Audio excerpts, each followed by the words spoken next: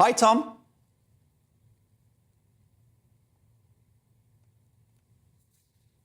Good evening. Tom, it's great to have you on the programme. Is this a Machiavellian plot by Boris Johnson to unseat Rishi Sunak? Well, I don't think there's any secret that Boris blames Rishi for his downfall, and he thinks that Rishi plotted against him and by resigning at the beginning then forced the other 60 ministers to withdraw their support for Boris. The trouble is that Boris cannot come to terms with the fact that he lost office, having won his spectacular election victory, all because of his own conduct. It was all his own fault. And he just will not reconcile himself to that reality and that truth. And he has no contrition and doesn't know how to actually rebuild at the moment his popularity. However, there's no doubt that Rishi is playing a very, very strange and I think fatal game in these Irish negotiations, because the ERG group and the DUP are not being taken into his confidence about what he is doing. And I had dinner last night with a leading member of the ERG group who is frankly puzzled. What is Rishi playing? And he's playing at the moment into the hands not only of the EU, but also of Boris. And that is the problem. He's not a proper politician. And he's got, 3 days now to pull the rabbit out of the hat and produce a deal. And at the moment, the thinking is that he doesn't have it. What are the motivations of the subject of your book, Boris Johnson? Is he driven by revenge or a desire to re-enter number 10? I think both. And of course he wants to go back to number 10. He realizes that he made some catastrophic errors. But the problem is that he hasn't got, I think, the parliamentary support to get back into office unless Rishi completely mucks up these negotiations with the EU and also has a rotten performance in the May elections. The real problem for Boris is that it was Boris who made Keir Starmer electable. He wasn't electable a year ago. It was only because of Boris's conduct that this whole edifice of a Tory supremacy collapsed. And Rishi is not a great politician, and that's being polite. He is allowing Boris the freedom to express his opposition to a deal which is not yet announced, and my belief, not even yet formulated. And that's the problem. Boris is playing games because Rishi is not in total control. Many fear that the Prime Minister will sell Northern Ireland out to Brussels in this forthcoming deal. Would Brexit be safer in the hands of Boris Johnson? Well, yes and no.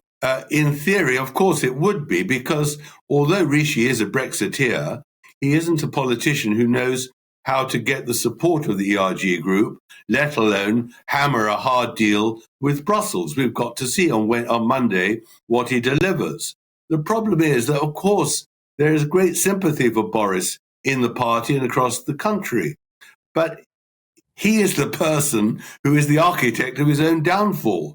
And what is to say that he will be able to rebuild the party and support in the country over the following year? And that is the problem. He didn't, in the end, deliver any of the benefits of Brexit when he was Prime Minister. And he allowed this Irish situation to perpetuate itself. It should have been resolved long ago.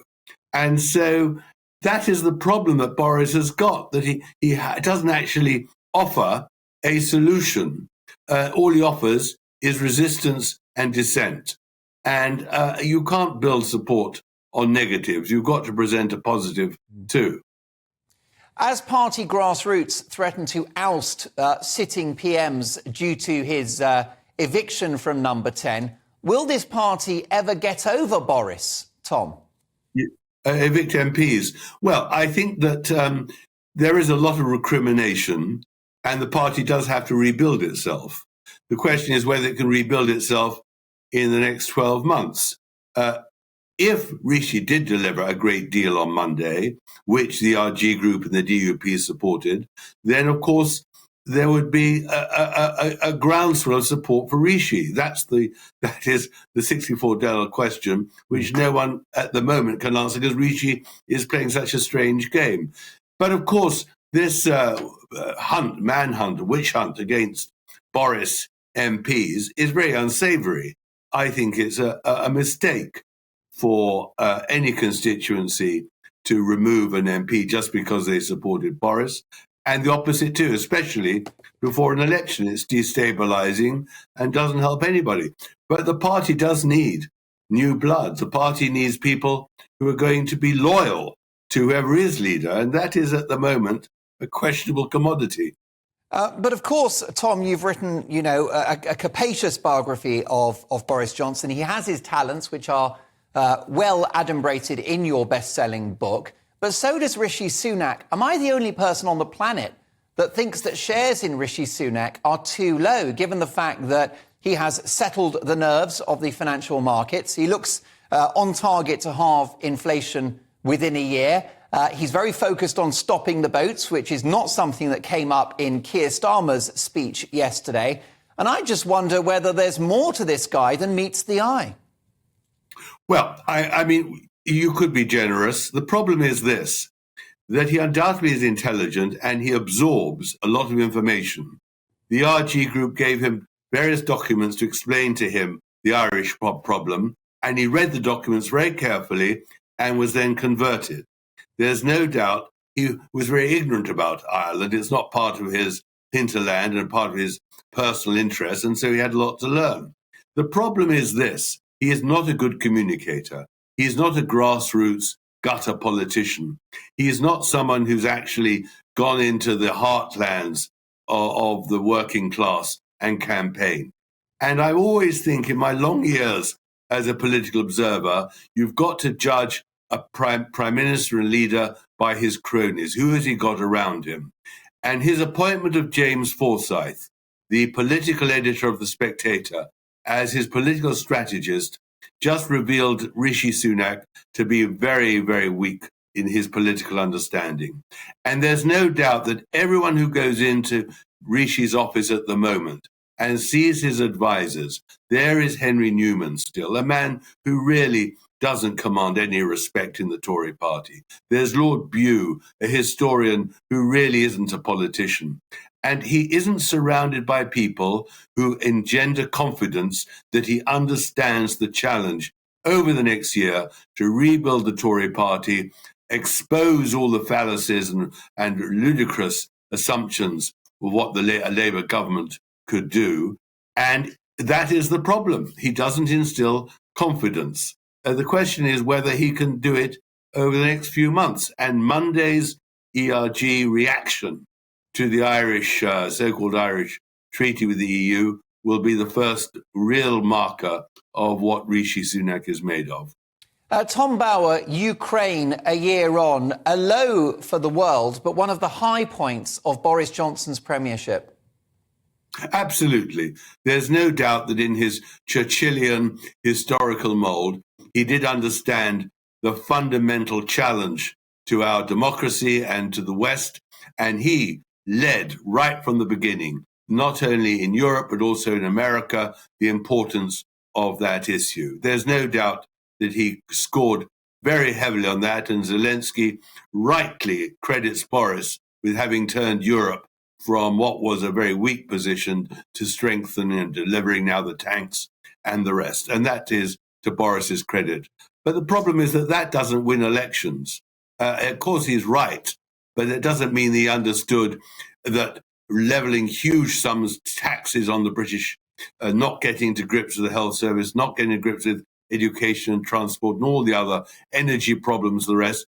He missed the domestic agenda. So yes, he was great on foreign issues, the key issue of our time, but he was wrong, unfortunately, on so much of the domestic agenda. And that is why the Tories are now being punished, because he, in the end, made Keir Starmer electable. And for that, many people will not forgive him.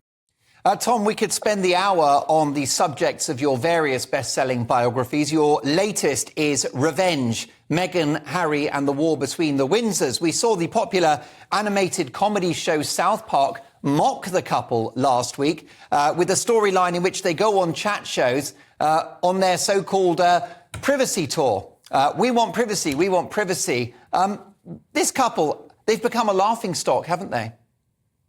Well, thankfully, yes. People have finally realized that what shallow people and adventurers they are, that they are people with little proper credibility. The only person at the moment who I fear doesn't realize what a laughingstock they are is the King of England, who, if we're to believe that he really wants them at his coronation, needs to have his head examined.